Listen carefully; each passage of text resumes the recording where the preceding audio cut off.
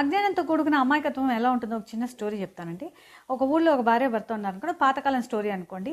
వాళ్ళిద్దరు పొలం పనులు చేసుకుంటూ ఉంటే వాళ్ళ పొలంలో ఒకరోజు ఒక తలుకని మెరిసే ఒక చిన్న మొక్క ఏదో దొరుకుతుంది అనమాట. సరే లేదో ఒకటి అని చెప్పి ఆ పనిమంటలో వేసుకొని భర్త ఇంటికి తీసుకొని వచ్చేస్తాడు.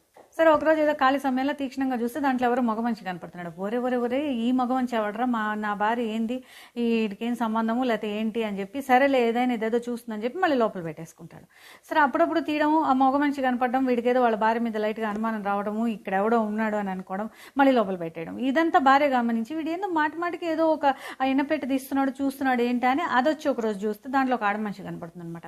అమ్మ వీడికి నాకు తెలియకుండా ఎవరితోనో పెట్టుకున్నాడు, ఇక్కడ ఎవరో ఉంది ఇక్కడ ఒక ఆడ మనిషి అని చెప్పి అది రోజు రావడం, తొంగి చూడటం.